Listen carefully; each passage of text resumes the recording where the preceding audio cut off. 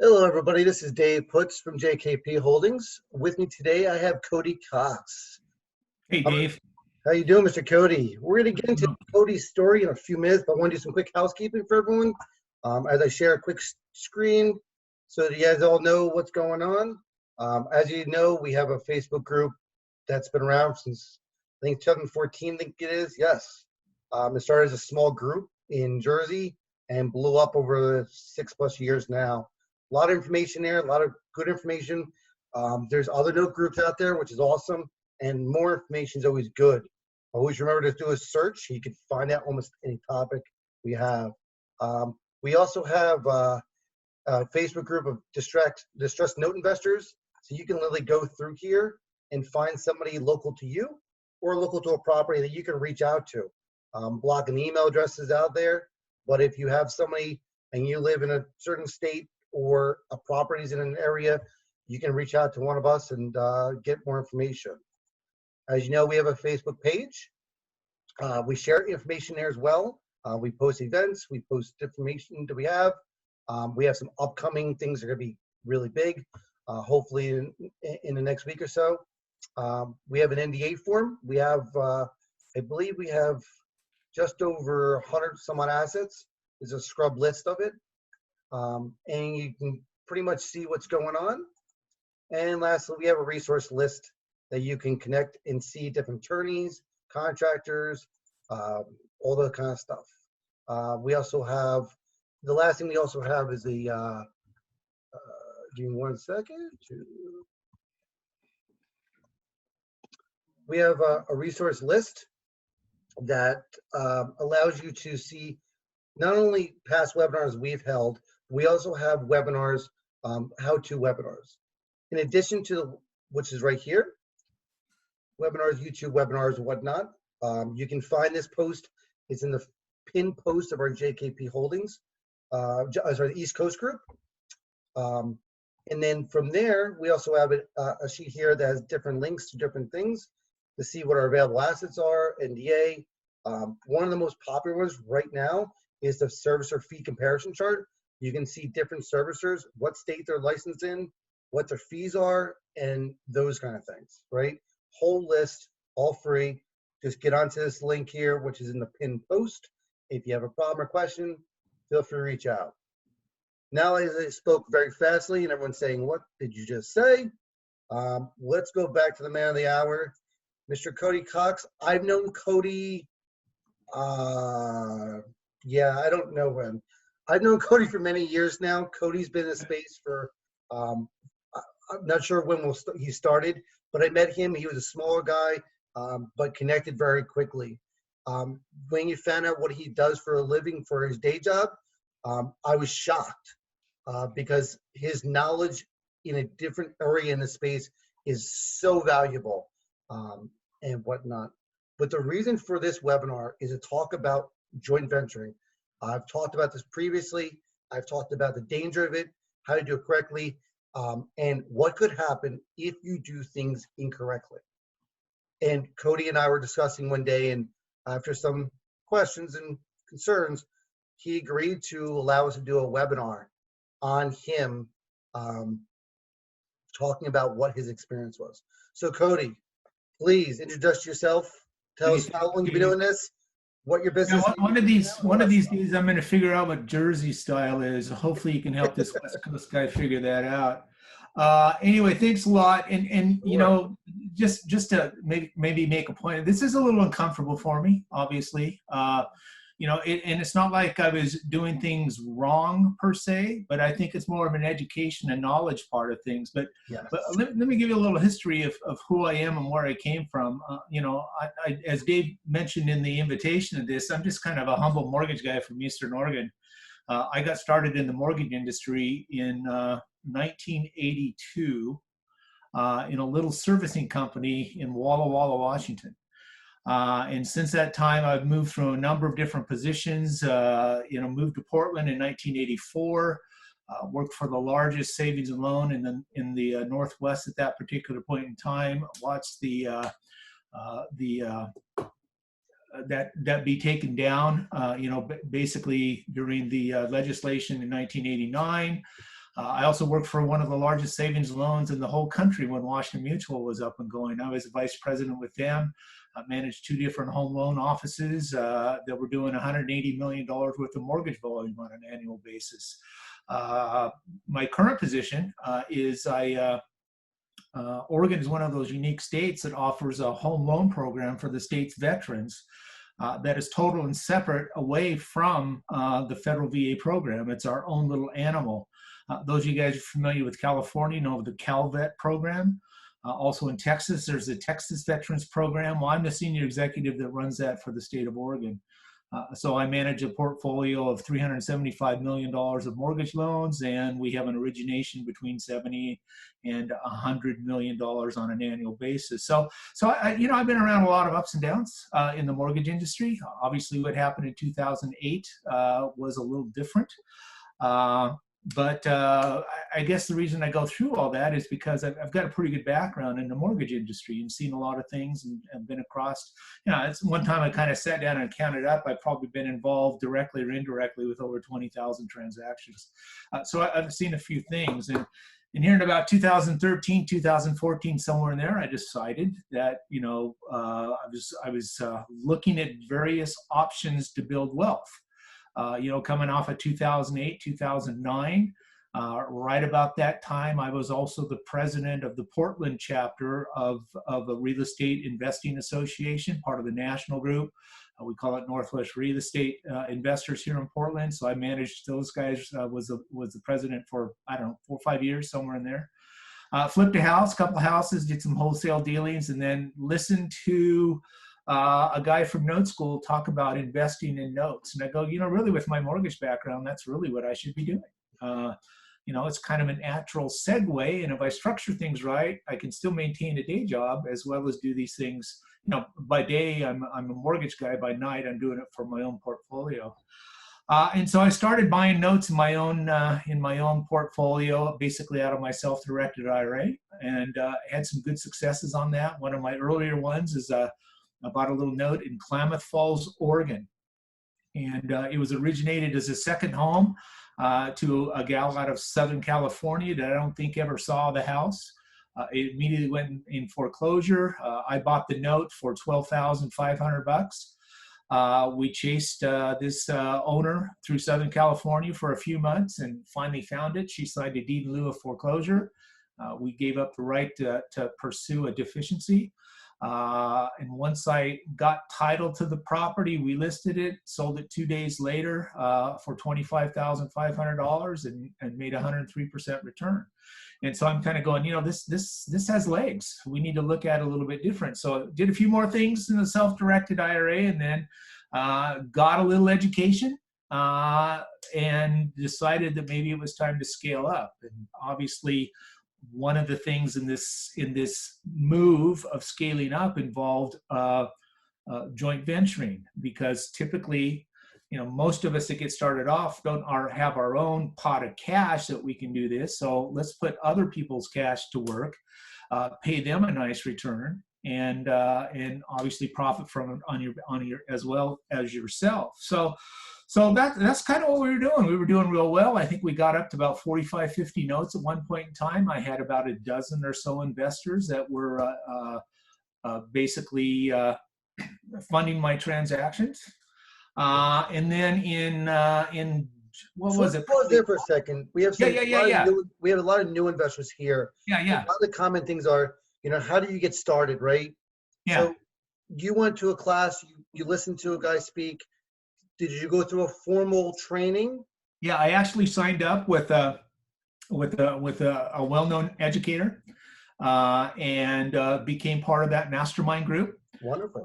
Went to 4 different mastermind events that was sponsored, and of course, very often there was a 2 or 3 day weekend seminar that went on, and so I decided to dig in as deep as I could to learn as much as I can. So even though I had a mortgage background, there's still a lot of things that occur in the mortgage industry and investing in notes. And I say you learn something new every day. Mm-hmm.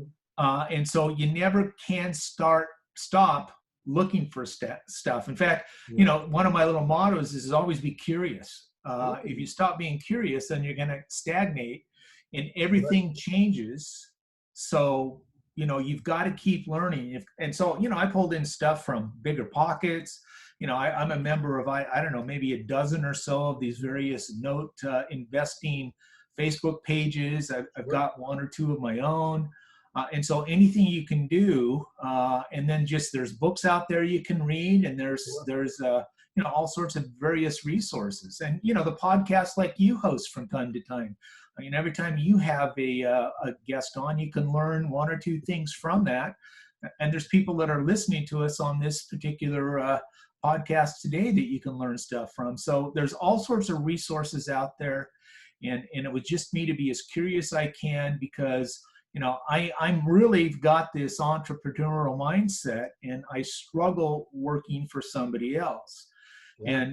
And I work for government. I work for state government, and it's about as far away from entrepreneurial type mindset as you could possibly be. So fortunately, I've got a great employer. They support me. They kind of leave me alone, which is the way I like stuff. Yeah. And we've done real well. So let's pause there for a second. So you have a W-2 job, right? Yeah. We went to weekend courses. Yep. We're learning from others. We're networking or masterminding. Because Yep. I'm sure some people on the call that are right still where you're at, Yeah. who are nervous, scared. Either A, they don't have the knowledge, or as you explained, I've been approached by attorneys who say, hey, I'm interested in getting in this space, but I don't know much about it. And I kind of laugh and say, well, aren't you an attorney? Understands it. And you find out they understand their side of it, and you understand your side of it. Yeah. So would you recommend those people who are just getting in to get into some kind of small training or mastermind kind of group? I think that you can look at local meetup groups. I think you can get involved in the real estate investing, type of clubs that are in your respective town. And there's just a whole lot of things. Read Bigger Pockets. You can sign up for those alerts and find out some things. And there's just some great opportunities and resources out there. And just learn as much as you can. You may not need to spend $25,000 on a course. It just depends on how curious you are. So if you're curious, you're going to seek. If you keep knocking, you're going to seek and find what you're looking for. And just a reminder, everyone, there is a chat box. So who just joined in late, there's a chat box. You hit the chat button. You can privately send a message to me or Cody or group. So if you have a question as we go along, feel free to jump in there. I'm monitoring that as we speak. Yeah. Okay, good. So with Cody, when you moved into this space, were you eager? Were you nervous? How were you feeling back in 2013, 2014? Well, I just kind of jumped in it with both feet. I found an opportunity. I did the analysis, and I just pulled the trigger. Always that first one, and when your first one, turns out real well, it kind of whets your appetite for the second one. Now, if somebody was new getting into the business right now, I would probably look at a performing note of some sort, maybe even a seller financed one. A lot of it depends on the entry point that you would get into, because the non-performing realm requires a lot of attention. It requires attorneys.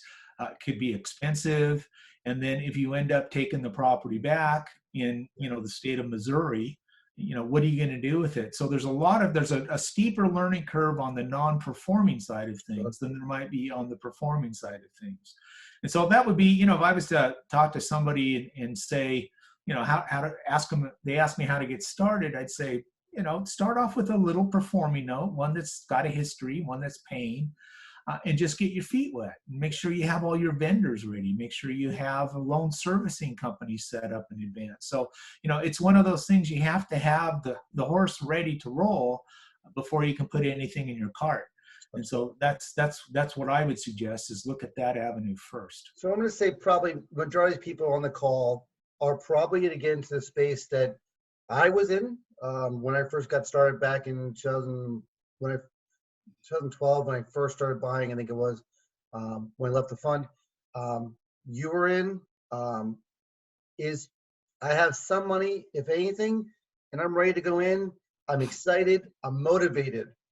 I'm going to go to my local RIA to find people who are landlords who want to flip over. I'm going to post things on Facebook and LinkedIn. I'm going to get some money in my pocket to buy something. And I've been told by these, these training programs that go get money and go get these people and connect with them. So Well, that's one of the right? things. We all did that. Yeah. Oh, yeah. That's one of the things you learn early on in any sort of real estate investing is using other people's money.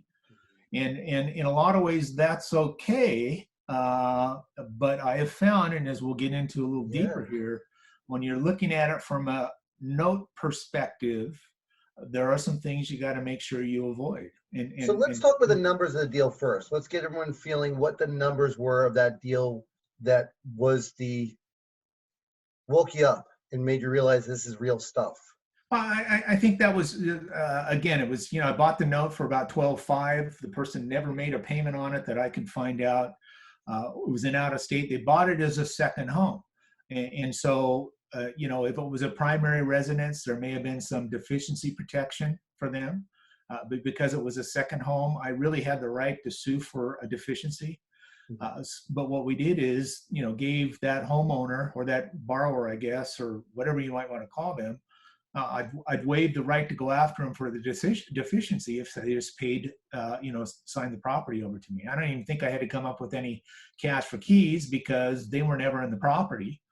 So make sure that people follow along. Can you explain what deficiencies mean in a quick kind of sentence? Well, a deficiency is that, let's say you buy the note for 12.5, but they really owe you 85. And so you actually have a right to sue for the difference between that 85 and that 12.5. That is the amount that they owe you. And so that's a deficiency. If you get a judgment, technically they are supposed to pay it back. It goes under credit report. It is a lien against them or a judgment against them, actually. And so it really was a good deal for this person that I went ahead and waived that so that, they didn't have this, what would that be, $65,000 judgment against them that every time they went to get credit, it would pull up on their credit report. So, it was a win-win for everybody. And, you're talking small dollars. I only had 12.5 into it and, maybe a little bit of some attorney fees, but, I sold it for 25.5 and boom. So the deal you had with your joint venture partner, was that a different deal? That was when it was all my own IRA money. Okay. So let's talk about the deal with the joint venture partner. How'd you meet them? Because a lot of people say, well, if you meet them and know them, it all goes away. Well, what were the numbers in that deal if you remember them? And how'd you know that person? Well, let me just clarify something. Is the situation that I'm going to talk about here had nothing to do with the joint venture partner. Nothing at all. In fact, I can kind of stay on script here a little bit, and maybe that'll clarify what you're talking about here. But one of the things that I will stress is that every joint venture partner that I work with never had an issue with what we were doing. And so it was in this situation, a local competitor, a local person who wanted to try and be a note investor who kind of did the same things, listened to a couple webinars, maybe attended some online classes, and kind of made an idea that they wanted to be a note investor. I had no background in it whatsoever, but they wanted to be a note investor because the way it was presented, it looked like easy money. It looked like there was not a lot of work. And so what happened here is this particular person, well, let me back up just a little bit and kind of tell you what happened here, if I can, Dave. Sure. Is that in what was it, late August? No, it was late September of 2018. I get a call on my cell phone, on my personal cell phone, that came from the Oregon Department of Consumer and Business Services. And I was in my office in my day job, my state day job. Again, I'm a senior executive, and my cell phone rings, and I see the caller ID saying Department of Consumer and Business Services, which we call DCBS. This is not federal. This is state only. This is state stuff. This is all on a state basis. And this where this person sits is 3 buildings away from me. Okay, so it's not that far away. I can walk over there in about 3 minutes and knock on their door. I didn't answer that phone call. I thought I'd let it go to voicemail. I was in my work, and then my desk phone at my job rings with the same caller ID. So that's a little awkward. But this time I picked up the phone, and I ended up talking to an investigator from the Department of Financial, what is it, Financial, you see, DFR, rules, regulations, Department of Financial Regulations. And I had a quick conversation and said they got an anonymous call from somebody and asked them, the caller asked if I was in good standing with the state and if they were aware of my business practices. And so we had a pretty good discussion, about a 20-minute discussion. And they said, well, okay, I see where you're coming from, but, we're kind of obligated to go through a bit of an investigation to make sure you're not violating any of the rules or regs. And so I said, okay, well, I understand that. Let's be sensitive about this because of my position with the state. And he says, yeah, we will be. We'll be very sensitive to that. And then I asked the other question, just out of curiosity, can you tell me who this caller was? They said, well, he said, well, yeah, they called in anonymously, but we were able to trace it and find out it was this certain person. Well, to my surprise, this certain person was another guy that I had tried to mentor. It was this guy who was wanting to be a note investor. He ended up going through some problems with the state himself. So he started off with a 506 Reg C fund to raise $1 million to try and buy some notes. And he was having some problem raising money. Obviously, a 506C requires an accredited investor. And my guess is that every time he talked to another accredited investor to get involved in his fund, they easily determined that this guy wasn't ready to do this and they were unsure about their money. And so once I got off the phone and found out who this was, got off the phone with the state, I called this guy and said, hey, I just got a call from the state and this is that they're telling me, what are you doing? And he says, well, why did you kite one of my investors? And I said, I don't know what you're talking about. Oh, he said, poach. Why did you poach one of my investors? I go, I have no idea what you're talking about.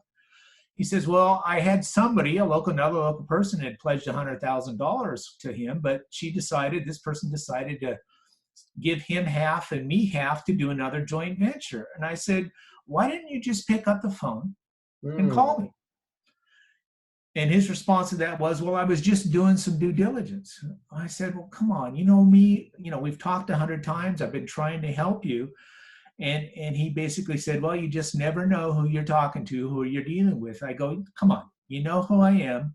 Yeah. And he says, well, it's just business. And so, and then he hung up, and obviously now we're blocked from everything, and I don't want anything to do with him. But so that can you describe a little bit about your joint venture? How is it structured? And people that are on the call, how is it similar to how we all structure joint ventures and how we see it? Yeah. Well, I'll get to that in just a second here. But basically, the way my joint venture was probably very similar to what most people on here would structure theirs, is that I'm the expert. I have access to notes. I know how to manage the notes. I just need funding. So if you fund the transaction, I'll do all the work. And then when it's time to liquidate that, you'll get your money back first, and we'll split the profits. It's a very. I'm sure anyone in this webinar probably raise their hand and says, "That's how I've done it." That makes sense. That's joint venture, right? You gave me money, you did your half, and I did my half. Yeah. So I'll do all the work. All you've got to be is a passive investor. That's it. Nice and easy. You get in easy. You get money back. Why not? That's easy. Yeah. And it sounds good. And you want to make sure you structure your document that has a certain kind of protections for both parties. But as I proceeded through this investigation, there was kind of two phases. The initial phase was the state initially thought I was either a debt collector or a debt management company. Now, a debt collector in Oregon needs to be licensed, even if you buy a note or buy a loan that you're going to have serviced by somebody else. And so when we talk about various states requiring licensing, Oregon is one of those states that require licensing. A debt management company is one of those companies that say, hey, for $2,500, I can get you a loan modification. And, we've seen 1,000 of those, especially during the mortgage crisis.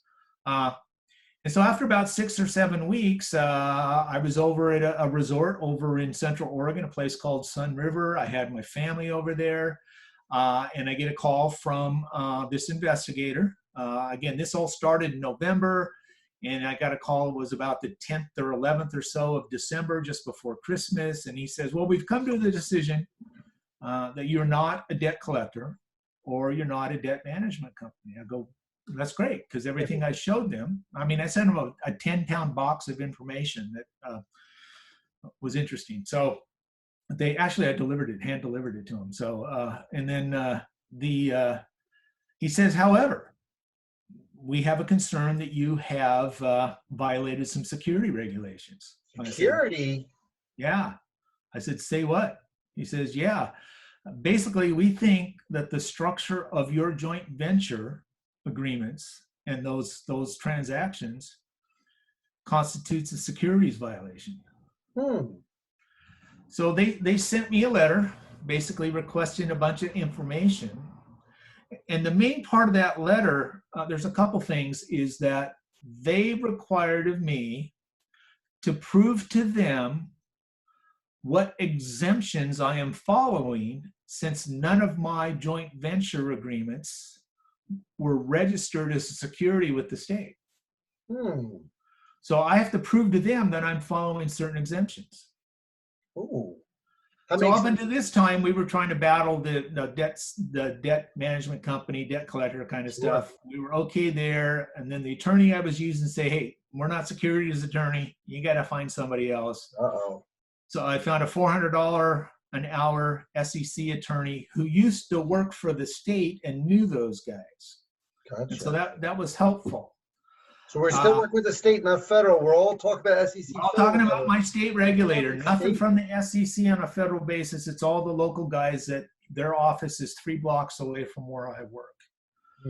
Okay. And the interesting thing is another interesting, there's a lot of interesting things here. I know I'm not going to get them all out, is the guy who is the director of that agency was my director, left my agency to go over there. So I knew the guy who ran the whole shebang, you know, and so that was always kind of an interesting thing. So at any rate, so I had to prove to them, they had a list of things I had to prove to them.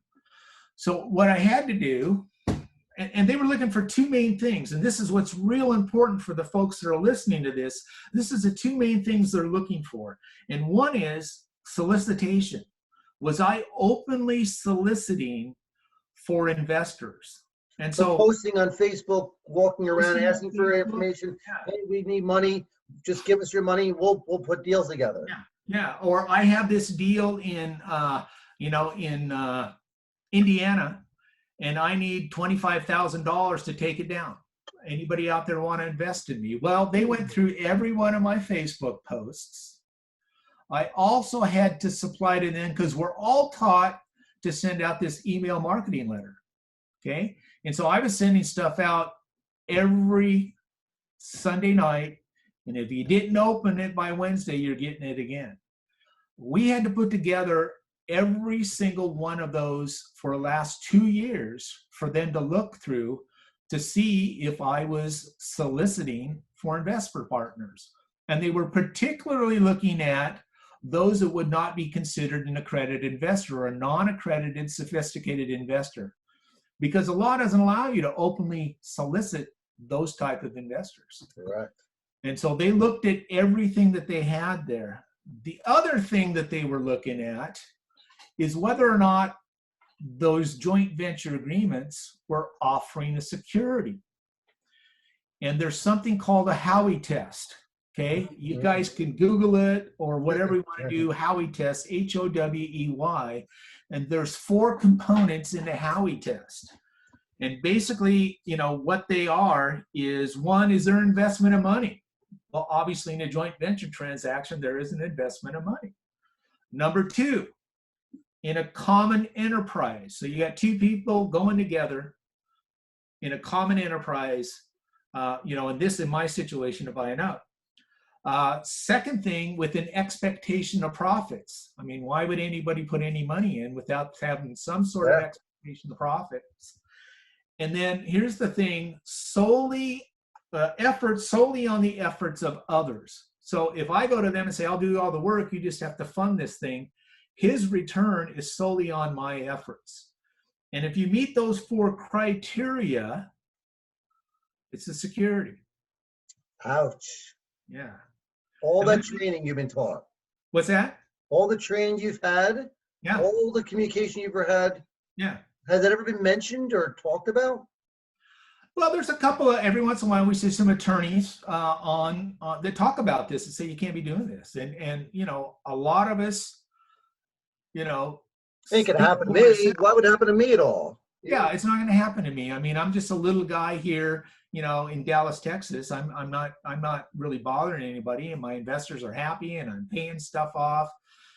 You get the one, and in most situations, they say you're going to get a call, or they're going to get alerted that the state regulators are going to get alerted by an unsatisfied investor.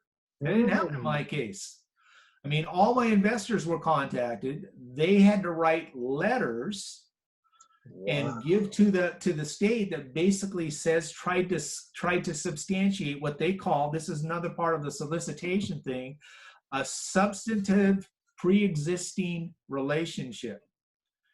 And so fortunately, being the president of the Real Estate Investor Association a few years back, I had good relationships with a lot of these folks. And you know, if I didn't, I'd go through this slow dance and have coffee. This is when you could go out and have coffee with people, and you know, talk to them, telephone calls, and go through a whole kind of slow dance, as I call it, to get to know these people, to see if they, you know, are have the capacity to invest in this type of investment. And so, you know, part of what I do when I had an investor was say, you know, this is all confidential. Nobody's going to know about you and I working together. Well, the state breached that. I had to reveal to them their names, email addresses, and phone numbers, as well as their mailing address, to every one of my investors involved in this. And that was pretty darn uncomfortable for me. Yeah. But what was really good is every one of my investors stood up for me. And there was not any one of those that gave any sort of negative response back to the state. So, you know, that made me feel like I'm doing something right from that aspect of it, but there was something I missed. And so the thing I think we all get comfortable in is that, you know, when we go through some training, you know, we always talk about the laws that we have to follow, you know, whether there's a new law in Ohio about owning notes, or something going on in Illinois or something like that. We know the laws. And so the one thing that we forget about in knowing these laws is every one of these laws that become statutes get assigned to an individual state agency to implement. Mm-hmm. And that state agency then has to draw up a set of rules that you have to follow. And so we may know the laws, but we may not know the rules. We don't take that next step. And so when we got into what we're going, there was some violation of ORS 59.055 that I did. But there were certain other rules involved in that basically talks about disclosures and a number of different things. So, you know, basically the state started their investigation just before Christmas in 2018. And I was essentially shut everything down. Right around November when this started, I stopped my weekly emailing.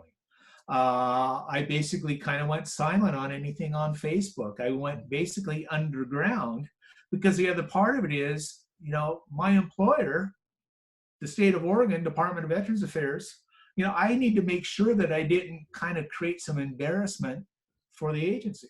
Of course. Knowing at some point in time, I'm going to have to talk to them about it. And so during the course, I mean, I worked with this attorney. He's very expensive because we had to respond to the letter. Show me what exemptions you are following because you're not registered.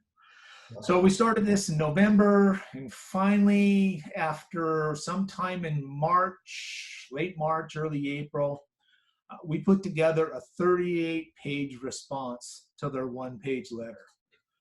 Where he's showing all the things we did, what we did, and admitted some things that we did wrong. We fully cooperated with the investigation, totally transparent, and that helped. I got wind in late May of last year, 2019, early June, that the state had an offer to settle. My attorney, bless his heart, was in the middle of the Pacific Ocean on a yacht race, so he was a little hard to get a hold of. But finally, I got a copy of what their proposal was, and I was actually able to negotiate some language in that. Say, this isn't quite right. Let's change this. And so we came to an agreement. This is the agreement. It is posted on the State of Oregon Department of Financial Regulation website. They fined me just a little bit of money. They fined me $2,040. Wow, got lucky. Which was nothing for a 9-month investigation. Didn't cover really any of their costs. But the thing that the state did that I thought really was good, and it had a lot to do with our cooperation, the way that we prepared and responded to them, how quickly we responded to them, and the fact that my investors gave good support for what we did with them, was that they said that any sort of, what do they call this order that they posted was all in the name of my company. I was not named in this individually at all. They did not find me individually in there. And so it's all in the name of the company. And I highlighted a couple things that are important, I think, for this group to understand. So basically, they talk about Respondent, which was my company, not me, maintained a website and a Facebook page on which it generically presented opportunities to invest. Okay. I also appeared on various radio or publicly available audio recorded podcasts to discuss investing strategies. So they mentioned how public I was, and they also mentioned about the ask. Because in the letters that we send out, the emails you send out, there's always a little ask in there. If you're interested about learning and investing or investing, give me a call. That is a solicitation. Ouch. No problem with that. So, and then it says at no relevant time did the respondent register any of these sales with the division. So they determined that a joint venture structured like this is a violation of securities. Okay, and and that I violated ORS 59055. I talked about that. They gave me a little fine, but this is the other thing that I thought was real good. And I say this because, this is hard to talk about because most of us on Facebook or whatever present ourselves in the best possible light. Right. Rarely do we talk about our misgivings, our bad decisions, or losing a bunch of money on a note deal. Yep. And so, coming out like this and saying, hey, there was this problem I went through last year. This is why I went off the radar. This is why I fell off the planet. And my goal here, Dave, is basically to prevent somebody else from going through this. I mean, it's a give back. The note investing field it's a small little group of people, and some guys that we know well coined the term, co-opetition. So even though I'm bidding against the same assets you might be, look what we're doing today. We're talking to each other and helping each other out. So we've got that going on. So hopefully this helps somebody out. Yes. And we see this kind of, see this good stuff. Yep, go ahead. Well, I just wanted to read this final thing here that made me feel really good about this. And this is, because coming out like this, you get this sense is, geez, I don't want to work with that guy. I mean, he got dinged by a state agency. Yeah. But listen to what they said in their official thing here. It says, nothing contained herein in this thing is intended to establish a finding that respondent or any director, officer, or control person engaged in any conduct that constitutes bad actor conduct. You do not want to get termed a bad actor, because if you get termed as a bad actor, you're done with this business. Yeah. You're done with it. So it then goes on to say, the division is not barring respondent or any covered person, which is me, from engaging in lawful conduct. Wow. So they basically say it's okay to do what you're doing. You just got to register your securities or file the proper exemptions. And so that's what we've done. We've taken that next step. Our attorney advised that we basically totally rebrand.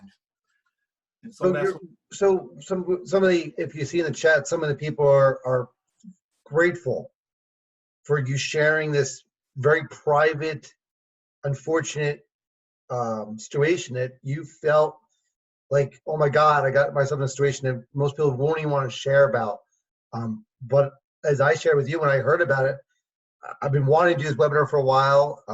And again, I apologize for everyone. Last week was chaotic with my father and everything else, but I still wanted to do this because I'm so passionate the fact that I moved out of that space of JVing, and this is one of the reasons because of this.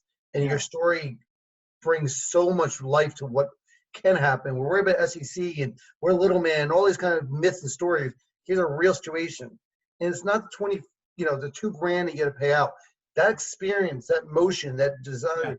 Yeah. Now, one of the questions we got was, did you jump back into note investing? Did you go back? I know we're going to get into more stuff soon, but what was your first reaction here? Well, obviously we had to shut her down, and another real good thing is, I spent about $20,000 to $24,000 in attorney fees to defend myself, okay, Wow. or to respond to them, and it's all because some jealous guy made a phone call rather than calling me, okay. So that's the hard part about it all. But I also knew, and as I kind of years ago set out what kind of model I wanted to follow, I knew that I'd do a little thing on my own. I knew that I would take this situation of joint venturing, and then I would move to a fund model. And so what this did is it kind of moving to a fund model, maybe a little faster than we would have otherwise.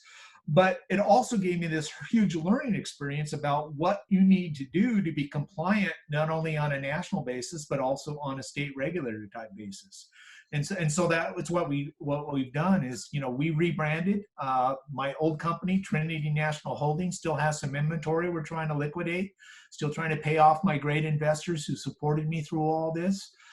We stood up a couple new companies here in the fall. One of them is the Funding Factors, which is my visible company. I was very sensitive to keep my marketing efforts separate from my investing efforts. I still have a sense that every once in a while, one of these investigators goes in and looks at what I'm doing. And I want to make sure when they go in and look what I'm doing, they don't see anything in there that is problematic. So one of the questions that came up here, or a comment that was made, was somebody mentioned that all their investors have decision-making abilities in a joint venture. Does that fix a joint venture agreement? Well, no, not always. Because if you're relying on the efforts of others in a common enterprise, it's got to fit all four of those Howey test things. So even though they have all the decisions, or they share decisions, that person having all the money into it, one person having all the cash into it, still can meet that threshold of being a security. So most joint venture agreements that work out, in other situations is that I have certain expertise and some cash I bring to the transaction. The other person has some expertise and some cash it brings to the transaction. So we're going to come together with the joint investment and the joint expertise to put together a transaction and joint venture. The value of a joint venture, of course, it's only isolated on one particular project. It's not a partnership with ongoing, partnership returns and ongoing projects, but it is just for one particular project. So, the thing of it is that would be a good question, because neither one of us are attorneys. Nope. It'd be a good question for an SEC attorney. If I'm doing all the work, but joint decisions, because in my joint venture agreement that we used, there was provision in it for joint decisions, that they had to be involved with all the major things that go on. The day-to-day stuff I would handle. But, if we got an offer on a house, that's a joint decision. If we're going to get a discounted payoff, that's a joint decision.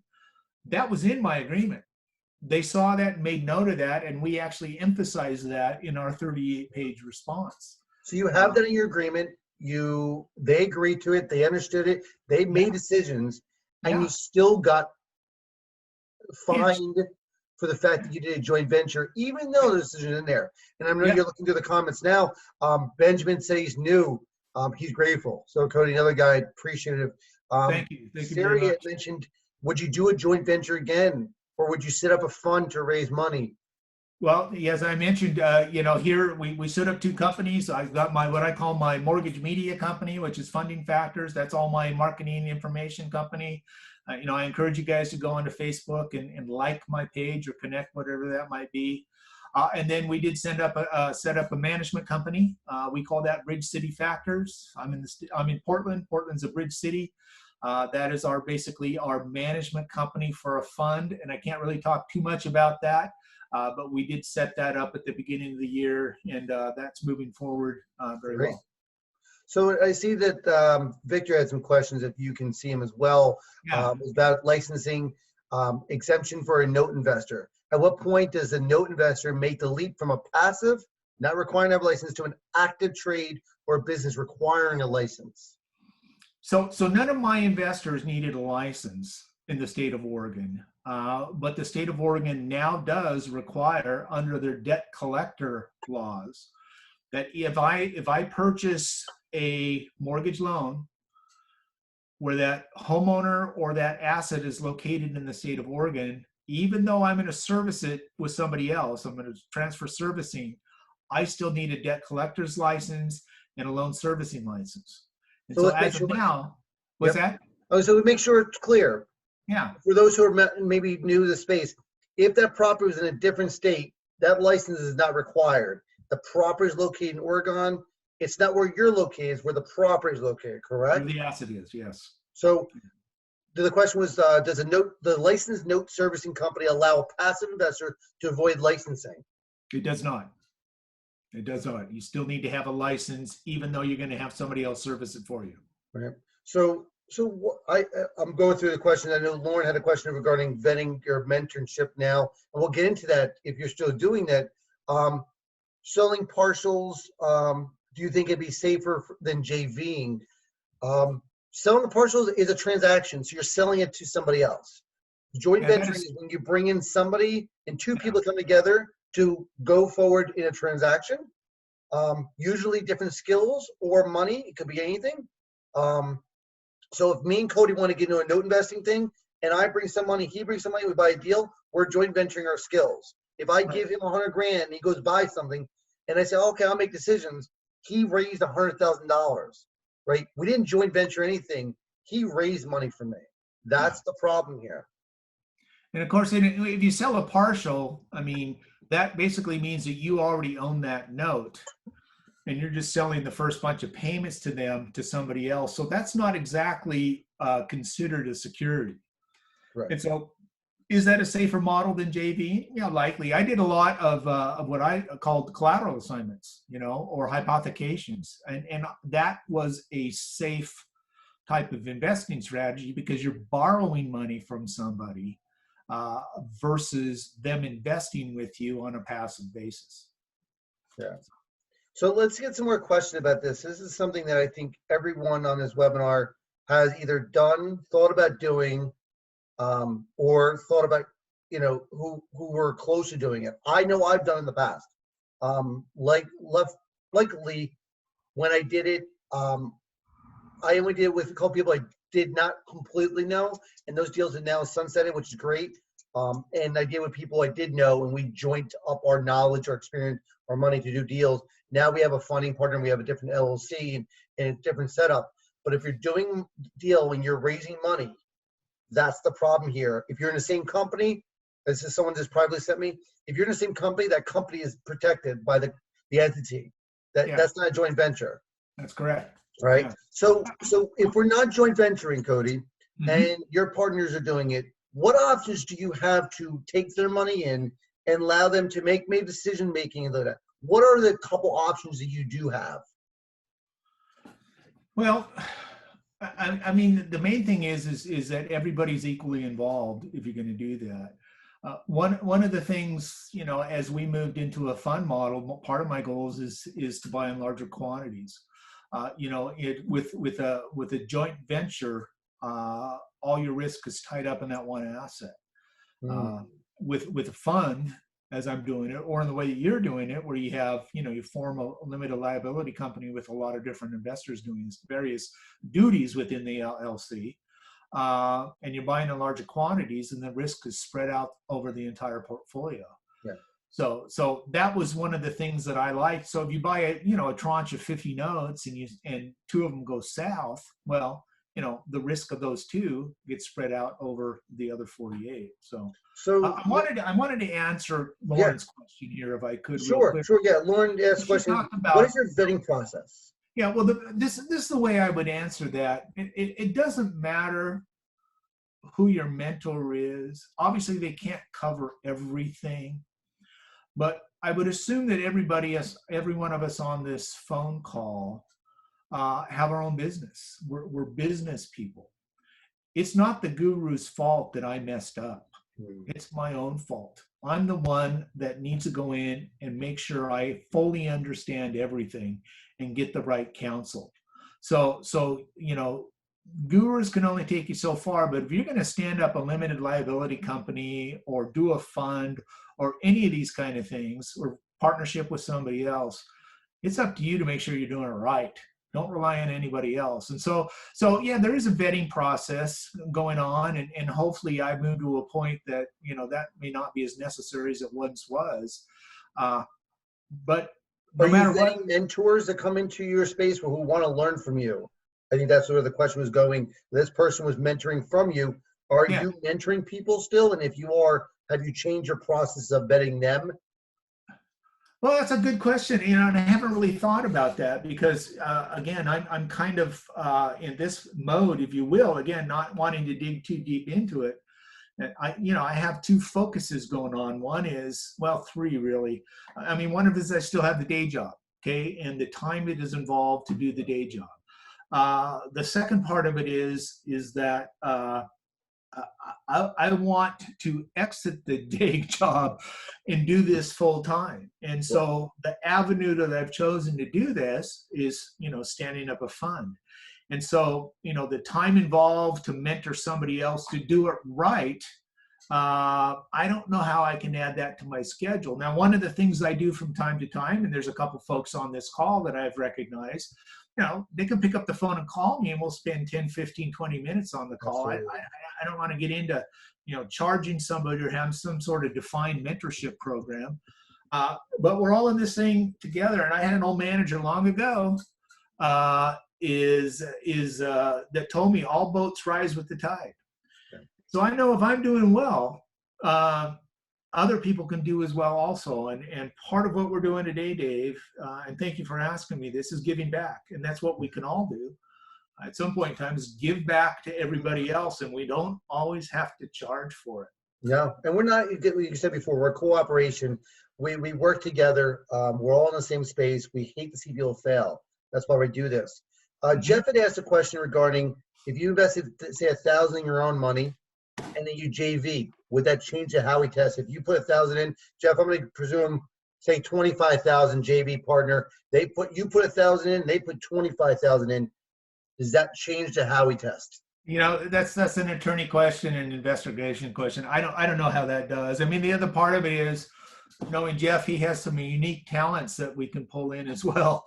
And that's kind of thing. They're going to look at not only the cash contributions, but what else are you involved on a day-to-day activity?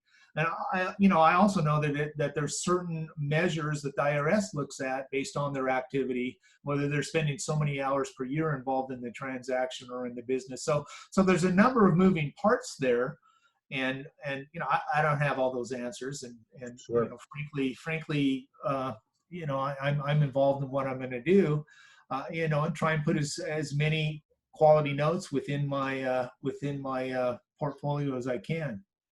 So, Nick asked the question is, can someone bring a note for you to manage rather than bring cash? That's a little different. That's more of a managing the deal, in consulting. I'm not sure if that's exactly. Melanie, so you sent me a private question about how much it costs to set up a fund. I'm not going to go into that whole thing. Yeah. That there's so many different structures in decision making. It's hard to say. I've heard from 8 to 20 grand kind of thing. It just all depends on your structure, how much you're going. it's based on that kind of stuff. So I won't get too much into that. Victor asked, did the state investigators also follow the fellow who filed a complaint against you? Did he have a relationship with the same investor, as you used phrase, without guilt cast first stone? I guess the question is, did that person know the investigator like you did? Did that person know the investigator like I did? Well, I think that this particular person had some previous experience with this investigator. This particular person, again, tried to stand up their own website to get involved. He made a mistake in that he called the Portland Better Business Bureau to try and get the Better Business Bureau's seal of endorsement on his website. The people at the Better Business Bureau says, I don't think you can do this legally. And they called the state, and the state started an investigation on this person. And that's why he was forced to start a fund himself, because, I think he got a cease and desist as well. So Bob, I know you posted something about, two individuals, essentially a partnership, and the Howey test is not really relevant here. That's not, from my knowledge, exactly true. So a joint venture is not a partnership. It's two different people or companies, to be say, coming together on a deal. You can do a legal joint venture, completely joint venture, but the behind the scenes of the joint venture can be seen as a security if it's done incorrectly. Well, sorry, is a security if you're doing what we're doing now. But the way it's structured and the people involved, from my knowledge, and Cody has experience on this, has to pass tests to say that, are you selling a security, and are both parties involved, or three or whatever joint ventures, are they passing the test to prove the fact that you're not selling something and getting a return on their behalf? Cody, would you share what your thoughts on that is? I would say that there are proper ways to structure a joint venture. Two individuals come together, they have a meeting of the minds. If Bob and I wanted to do a deal together, and both of us decided, let's just venture this one, let's just do this one. And, we both bring things to the table and share that out on a pre-designated basis, and our agreement spells out specifically what our responsibilities are. Yeah, then that's going to be fine. That's going to be fine. But the ones where, somebody's funding the whole deal and I'm going to do all the work, those are the ones that are problematic. I see a question regarding, do you have to be licensed? It's a state by state thing. Some states, if you hire a servicer, you're covered. Some states, even if you do hire a servicer, you're not covered. Oregon's a state that if you're licensed, if you buy an asset in Oregon and multiple other states as well, you have to be licensed in that state to actually buy the note, no matter if your servicer is involved or not.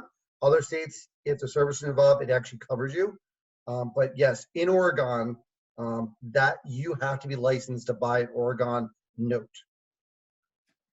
So, Cody, with all this experience and all that stuff, and it's awesome that you willing to come on and talk about this experience. That when we first talked, you're like, Dave, I don't know if I publicly could say this kind of stuff. It's embarrassing.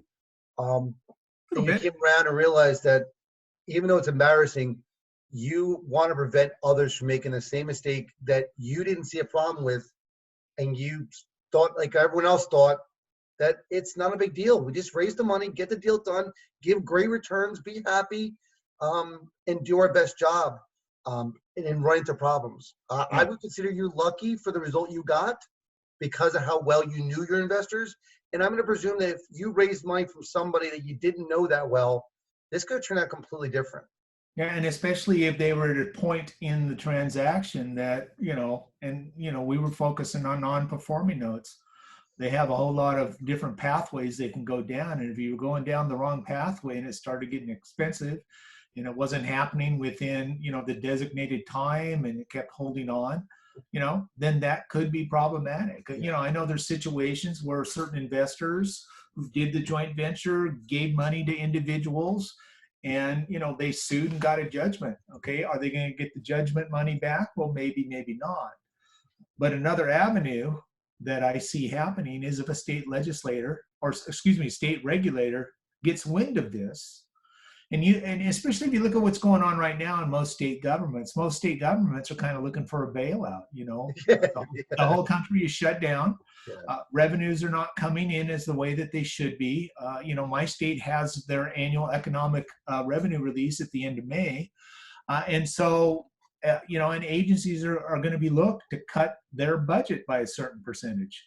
Well, one of the ways that they can offset their budget is by finding folks like you and I who are doing things just a little bit outside the rules or the regulations, and creating revenue for them by their fines. And so, this is a time we have to be especially diligent and make sure that we're doing things right.